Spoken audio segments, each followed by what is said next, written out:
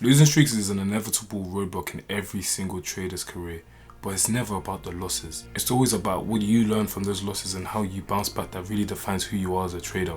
After losing for a year and a half straight, I have bounced back from so many losing streaks, so many drawdown periods. In this video, I'm going to share the things that really helped me get out of drawdown and help me deal with my losses.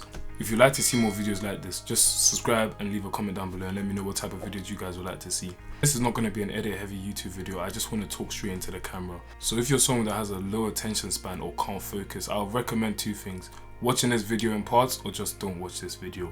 This is for the people who are really serious about their trading career. The first thing you should always do when you're on a losing streak. To me, a losing streak is when 2 trades can't cover the amount of drawdown I'm in. So for example, I aim for a minimum of 1 to 3. Which means after 6 losses, 2 wins can no longer cover my losses. That's what I really define as a losing streak. But the first thing you always have to do is go back into your journal. When you're on a losing streak, it's only because of 2 things. Your strategy is going through the unprofitable phase of the strategy, or you are making mistakes. And what you see with most long losing streaks is always a combination of both. And that's why journaling is so important, because when you're winning, you're off that euphoria. You think you can never lose, you think you can never get knocked down. You don't see the importance of journaling. But when you start losing, you're taking constant losses, you need your journal to realign you with your career. So when you start losing, pause, stop trading, get off the live markets and just go back and analyze. Analyze your losing trades. Why are you losing? Is it because of you? Is it because of your strategy? You need to know. If it's your strategy, then there's a couple things you could do. You can maybe just continue trading and just wait for the probabilities to end and go back in your favor. Or 2 things, see if there's any way you can improve on. So can you reduce your losses? Can you increase your winners? Or is there anything else you can do to make yourself more profitable so that the drawdown period isn't as long? But for the mentality part, maybe it's something like you've been revenge trading, you've been taking dumb trades. You know, it's a lot easier to tell when it's a mentality issue, because you would know yourself, I shouldn't have taken this trade, or this was a bad trade, or better trades I could have taken. When that's the problem, the only thing I'd recommend you do is take a break from the markets. You don't need to be in these markets every day. You don't have to trade every day. Take a break, give yourself time to refresh and come back to the market with a fresher mind. That's the best thing I can do if your mentality is slipping. That's the best piece of advice I can give if your mentality is slipping. But even if your mentality is the only thing that's slipping, you can still analyze your data. Go back, see where they started to slip. That's why I think it's very important to put your emotions and how you're feeling just before you enter a trade, during the trade and after the trade. Because it gives you not just data on your strategy, it gives you data on how you're feeling as well. So you can see when there is a switch. So if you see that after 2 or 3 trades, 2 or 3 losses, your mentality starts to slip, then you know that you should not be trading 2 or 3 times, maybe a week, maybe a day. When you're in drawdown, the best book you can ever read, or the only thing, the best self-help book you can read, is your journal. You need to journal. If you're somebody watching this right now, you're not going for a drawdown period, you're feeling that you're euphoria high, you're feeling that you're too big, you can't get knocked down, please still journal. Journal your winning trades. Even on a winner, I want you to go and look at what you could have done better. Even though you won, maybe you could have entered better, you could have taken better profits, you could have scaled out on places where price was about to. There's just loads of data you can still collect even when you're winning. It's not only just for losers. And one thing you guys also have to realize is that everyone loses. Everyone has drawdown periods, no one is perfect. Even your favorite mentor, your TJRs, ICT, everyone has a drawdown period. I just want you guys to understand and realize that you're not perfect. You're going to have losing streaks. Even me, I'm currently in drawdown. It's not really a losing streak. I'm only down 2%, which is still less than 1 win for me. Losing doesn't define who you are as a person or as a trader or your trading career. If you lose 6 trades in a row and you're feeling down in dumps, what if you win your next 10? What if you win your next 20? You can't let these trades get you down, because in trading, confidence is key. When you start to lose your confidence, I will always recommend you take a break. That's why I say I can give somebody my strategy from head to toe, but without data and the confidence to execute the strategy, you're never going to make it with that strategy. Another thing I can say when you're in drawdown is only take high probability setups. And if you as a trader don't know what a high probability setup looks like for you, what low probability, what mid probability looks like, you should not be trading. You need to go and gather data. At least you should not be trading live, at least.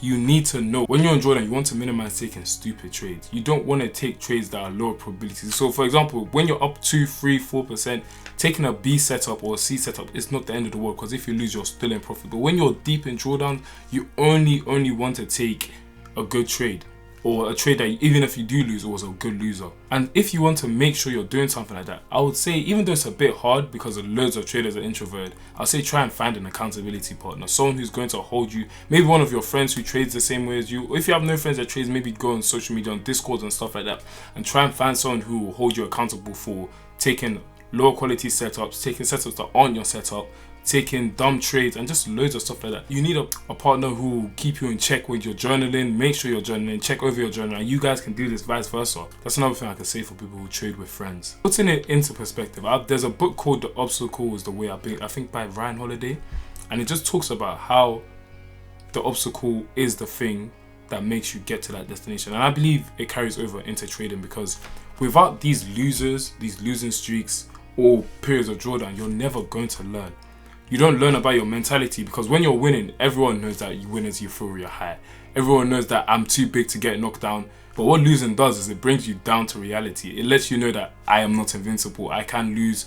There's money at stake. It brings you back to reality, I would like to say. I believe that it's very important to take losses. Taking losses, especially losses you learn from, is never a loss. Very sure you learn a lot about your system through losses. Losses are what help you refine your edge, become better. So don't think as drawdown as the end of your career. Even if you do lose a trade, you blow a funded. Loads of people, I've blown funders before. Your favorite person you've looked up to who has blown funders before, and I know you don't think you're better than them as a trader, maybe just because they have more money. If you do, then hats off to you, I guess. But if you don't feel like you're better than them and you're watching them for inspiration, why are you upset when you've blown an account when they've blown 30 before you? They failed more times than you've even tried, and you're upset that you're down, what, 4% in drawdown? Another thing I could say is, when you're in drawdown, always manage your risk. For me, when I get, let's just say on a funded account, when I get more than 2% down in drawdown, I've reduced my risk. Normally I risk 2% on the challenge just to pass them quick, but when I go into drawdown, I reduce my risk to either 1% or 0.5%. And what that does is it gives you more trades, or more of a buffer to bounce back into at least break even. And managing your trades like this is very effective, because giving yourself more trades makes it easier to bounce back. Because even from a mental point of view, knowing that you have 10 trades to blow the account and knowing that you have 40 trades to blow the account makes you more confident, because you know at the end of the day, even though it's possible, it is very improbable that you lose 40 to 30 to 20 trades in a row. Like, you get that confidence boost, which allows you to execute without the fear of losing your next trade. Something else you guys need to do is just trade through it. Trade through your drawdown, trade through your losing streak, but only do this if you're very, very sure that your strategy is just going through the unprofitable periods. And I see this with a lot of traders. They think that, oh, it's just my strategy, it's just the drawdown period, but it's actually you mentally, and you don't realize this until 2, 3, 4 months down the line. And it happened to me. When I blew my first 100k, I got a payout, so I wasn't really upset, but when I blew my first 100k, I thought it was my strategy. And I ended up strategy hopping, which was the detriment to my career, because it put me back a whole year in data, in profitability, in so many things. So I would only recommend trading through drawdown if you're very, very, very, very sure. Also, make sure you guys are taking care of yourself. Trading is as much a mental game as it is a physical game and a patterns game. You guys, you really, really need to take care of your mental health. And I know some people are like, oh, shut up, man, this guy's talking rubbish, but you really, really do.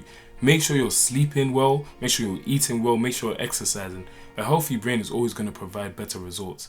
When you're sleeping at 3 AM, waking up at 7 AM for London session, how are you supposed to not lose? You don't even understand what's going on. Your brain is still foggy from your sleep and you're sleep deprived. But in terms of how to get out of drawdown, guys, that's really just it. But if you're to take one thing away from this video, is please go back, look at your journal. Even if you don't have a journal, make a journal. Take 2-3 days off the market, go back and journal every single trade you took. Journal the logic behind every trade you took and why you took it and how you felt when you took it. These are the things that are really important to making a consistently profitable trader. If this video was any help, feel free to subscribe and share this video, or leave a like down below. Comment any other topics or areas you'd like me to talk about. And always remember, losing doesn't define you. You're not defined by your winners, you're not defined by your losers, you're defined by your systems and what you do day in and day out. So yeah, that's really it for this video, guys. Thank you for watching, and I'll see you in the next one. Peace.